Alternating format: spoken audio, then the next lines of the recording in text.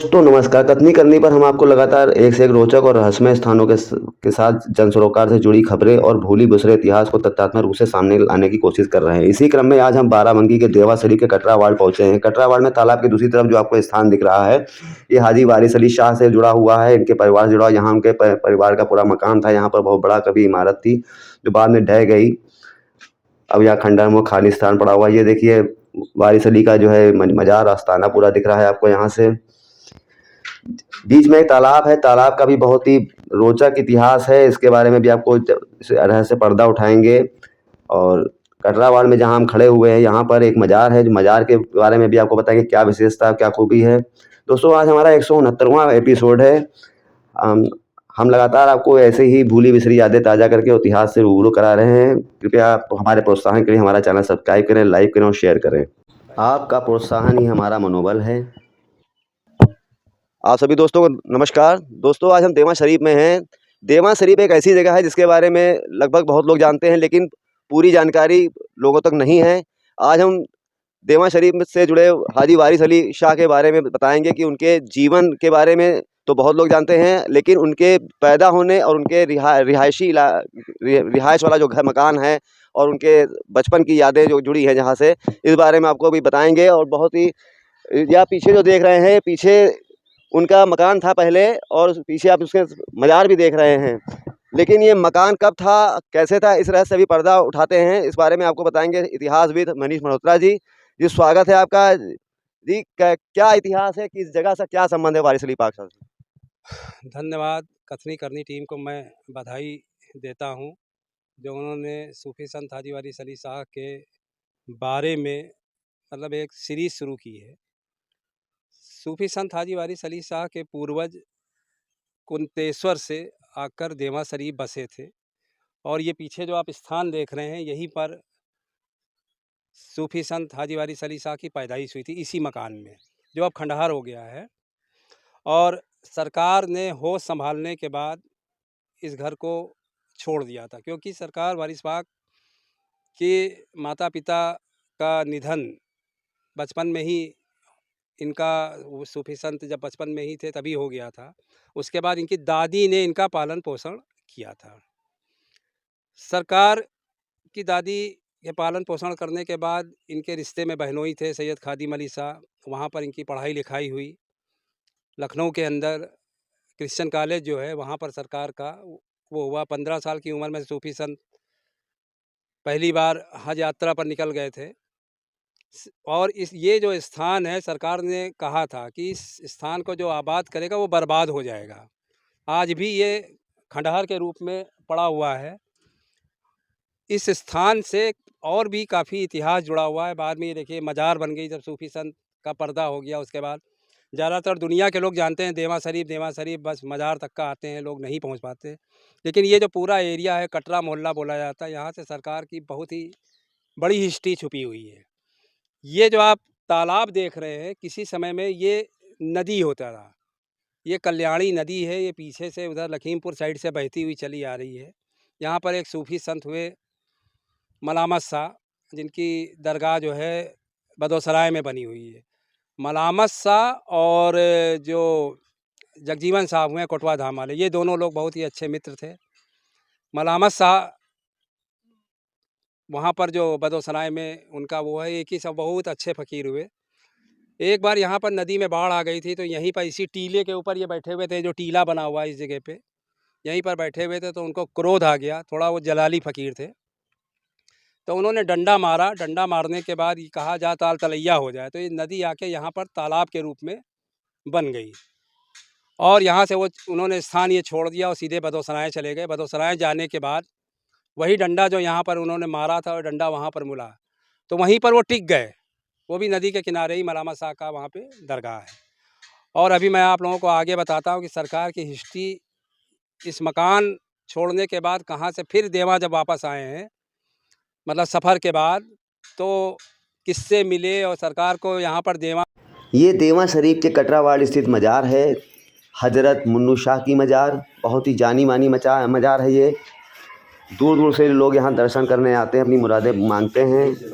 इस मज़ार की 3 पीढ़ियों से सेवा कर रहे शकलैन शाह जो पास के मदरसे में चपरासी थे, अब जो है सेवानिवृत्त हो चुके हैं, इस मज़ार की पूरी देख रेख करते हैं और इस मज़ार को उन्होंने काफ़ी ठीक ठाक स्वरूप दे दिया है। क्योंकि पूर्व में ये मज़ार काफ़ी गहराई में गड्ढे नुमा स्थान पर थी। इस पर चबूतरा मकबरा हाल बनवाना, बाउंड्री करवाना और इसको सुरक्षित करना ये शकलैन शाह की ही देन है। आइए देखिए, ये मज़ार के देखिए लोग पहुंच रहे हैं, इकट्ठा हैं। अभी इनसे बात करके पूरी जानकारी आपको कराते हैं कि मज़ार का क्या इतिहास है, मुन्नू शाह का, और शकलैन का क्या योगदान है।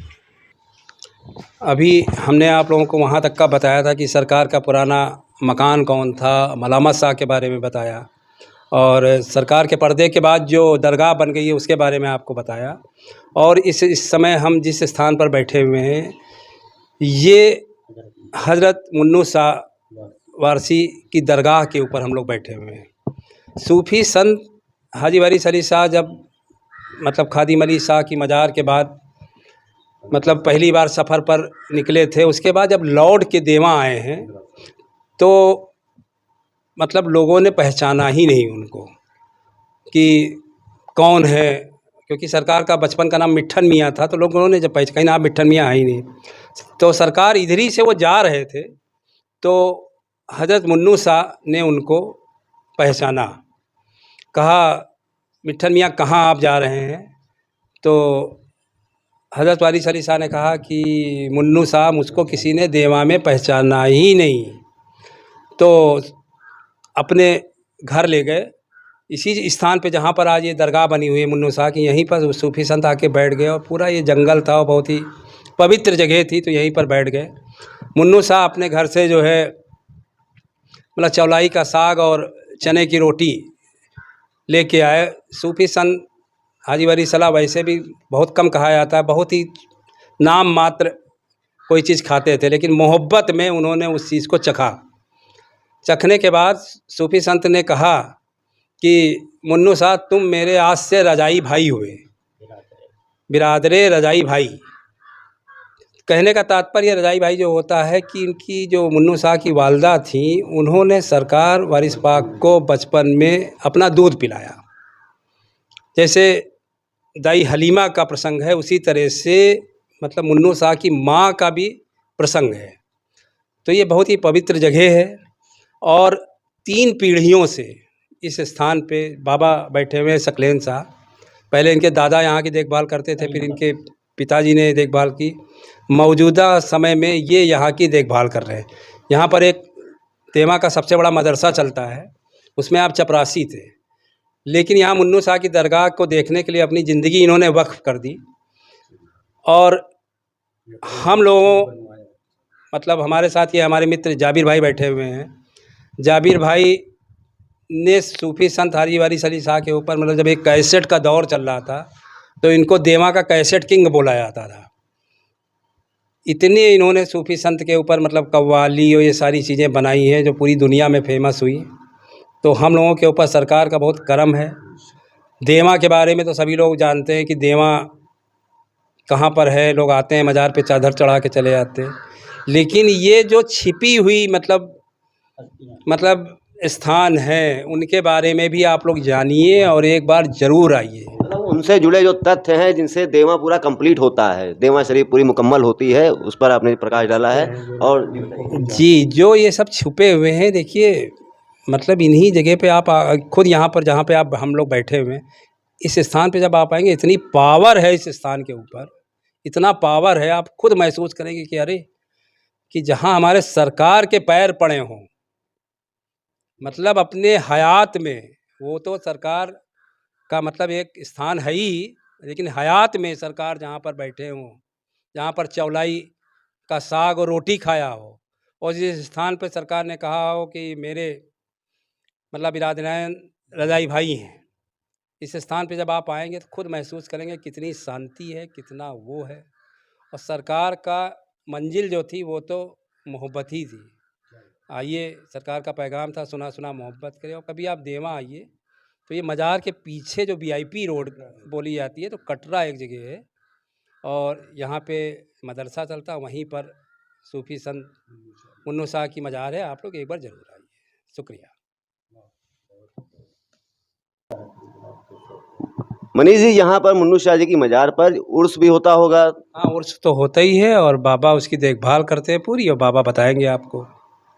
जी, स्वागत है आपका जी। जी, यहाँ उर्स जो होता है जेठ का पहला दिन चाँद की 14 तारीख, मई के महीने में, मई की कोई भी तारीख हो, चाँद की 14 ही होगी। उसी रात में 12 पौने 12 बजे आपका कुल शरीफ होता है। उसके बाद जो भी तबर्रुख वगैरह है वो बँट जाता है, हम लोगों को बाँट चूट के सब अपने अपने घर निकल जाते हैं। पूरी रात चलता है? नहीं, पूरी रात नहीं, पौने 12 बजे तक प्रोग्राम होता है। उस यहाँ अपने कुर्ब ज़वार के लोग हैं, बाकी बाहर के जो जानते हैं वो भी आ जाते हैं। देवरिया है, गोरखपुर है, कलकत्ता है, कुछ लोग वहाँ से भी आ जाते हैं। तो बस सरकार वारिस पाक का साथ में जश्न और उसी के साथ में मुन्नू शाह का भी जश्न हो जाता है, दोनों एक साथ होते हैं? एक साथ होते हैं। क्योंकि सरकार का तो 4:13 पे होता है, लेकिन इनका वक्त जो है वो पौने 12 का है, तो अब साथ ही में दोनों का हो जाता है प्रोग्राम और अपने अपने लोग घर चले जाते हैं।